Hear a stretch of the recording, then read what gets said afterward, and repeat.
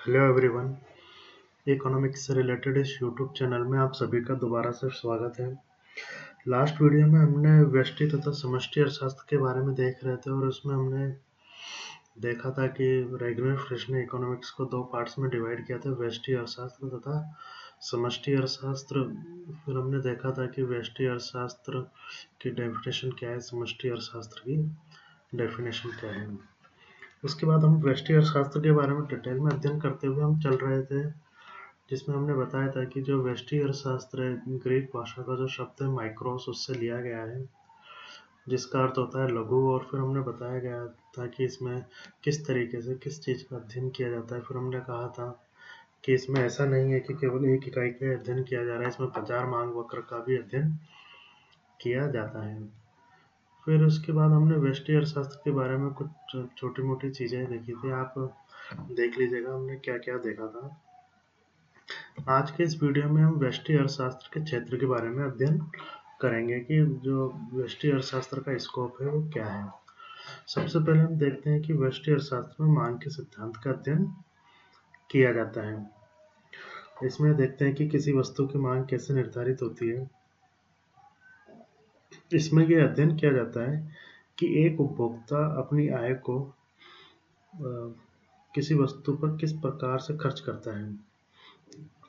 इसमें मांग के सिद्धांत के अध्ययन में हम इस चीज का अध्ययन करते हैं कि उपभोक्ता अपनी जो आय है उसको बाजार मूल्य पर विभिन्न वस्तुओं पर किस प्रकार से बांटता है या खर्च करता है। मांग के सिद्धांत में बेसिकली वस्तु की कीमत का ही अध्ययन किया जाता है, कीमत और मांग के बीच में क्या संबंध पाया जाता है। उसके बाद में हम इसमें उत्पादन के सिद्धांत का अध्ययन करते हैं। व्यष्टि अर्थशास्त्र में उत्पादन के सिद्धांत का भी अध्ययन किया जाता है। एक फर्म उत्पादन के साधनों को एकत्रित करके उत्पादन करती है। अब हम पहले देख चुके हैं कि भाई जो फर्म है उसके लिए उत्पादन के साधन कौन कौन से हैं। पहला तो क्या था, भूमि, पूंजी, श्रम और उद्यमी। फिर हमने देखा था कि जो भूमि को जो उत्पादन के साधन के बदले में क्या मिलता है, ब्याज मिलता है। श्रम को मजदूरी मिलती है।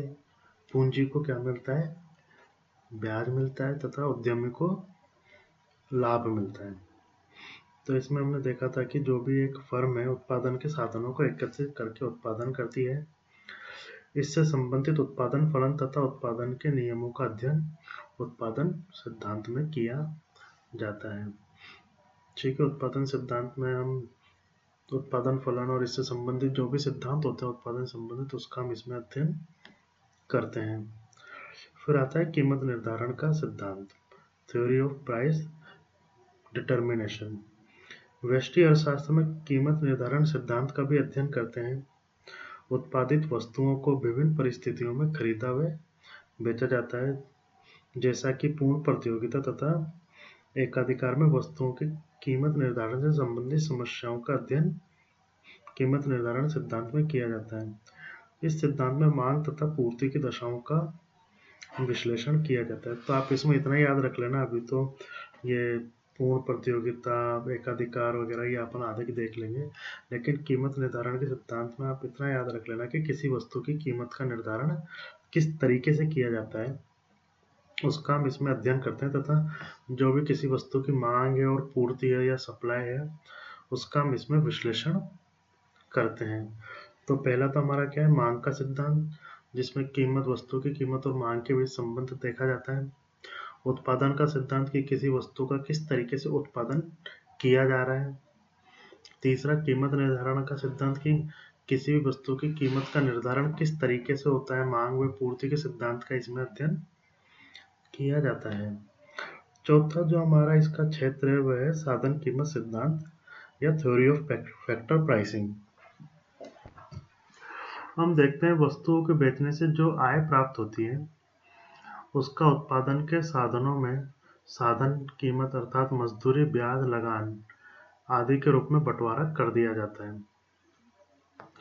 अब आप देखो कि हमने मान लो कोई वस्तु बेची, उससे हमें जो भी आय प्राप्त हुई, तो जो उद्यमी है वो क्या करता है कि सबके बीच में कंट्रीब्यूशन कर देता है कि चलो मजदूर ने मजदूरी मतलब मजदूर ने जो काम करा उसके बदले उसको मजदूरी दे दूँ, जो मैंने इक्विपमेंट्स वगैरह या जो भी मैंने पूंजी लगाई है उसके बदले में, या मैंने बाजार से कोई पैसा उधार लिया है लोगों से तो उसके बदले में मैं ब्याज दे दूंगा, लगान भुगतान कर दूंगा, और जो बच गया वो लाभ के रूप में रख लूंगा।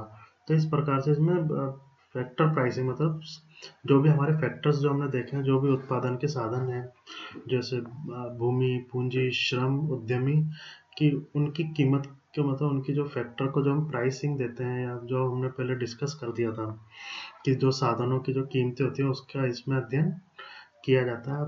जो भी 5 साधन है उसको किस प्रकार से भुगतान किया जाता है उसका इसमें अध्ययन किया जाता है। फिर 5वां जो इसका क्षेत्र है, साधनों का इष्टतम बंटवारा या ऑप्टिमम एलोकेशन ऑफ रिसोर्सेज, उसका भी इसमें देखा जाता है। व्यष्टि अर्थशास्त्र का संबंध साधनों के इष्टतम बंटवारे से है।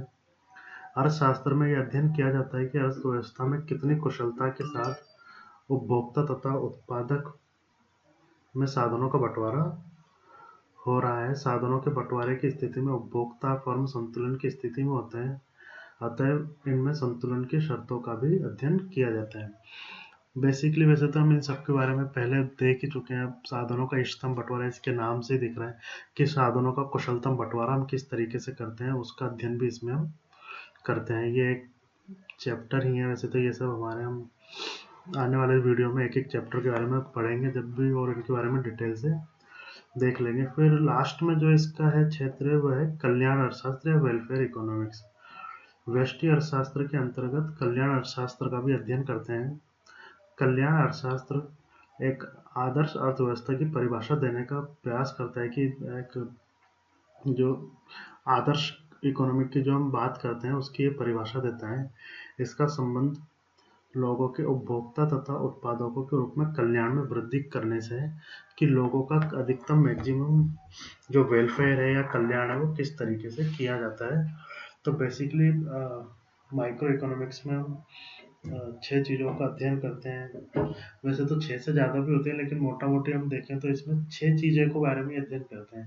पहला मांग का सिद्धांत, दूसरा उत्पादन का सिद्धांत, तीसरा कीमत निर्धारण का सिद्धांत, साधन कीमत सिद्धांत, साधनों का इष्टतम बंटवारा और कल्याण इकोनॉमिक्स। इनको बारे में आप डिटेल में देख लेना, बुक से पढ़ लेना। अभी दोबारा से कह रहा हूँ, इस चैप्टर को आप पासबुक और सीरीज से मत पढ़ना, इम्पोर्टेंट चैप्टर है, जितना हो सके बुक से ही पढ़ के देखना। और आप इस सब्जेक्ट की बुक खरीदना चाह रहे हैं तो एक लक्ष्मी नारायण नाथुराम का की किताब है जो अपने सिलेबस को कवर करते हुए चलती है। लक्ष्मी नारायण नाथुराम का आती है बीए फर्स्ट ईयर के लिए, व्यष्टि अर्थशास्त्र का सिद्धांत। आप इसको पढ़ लेना, सिलेबस के अकॉर्डिंग अच्छी किताब है। Okay, thank you.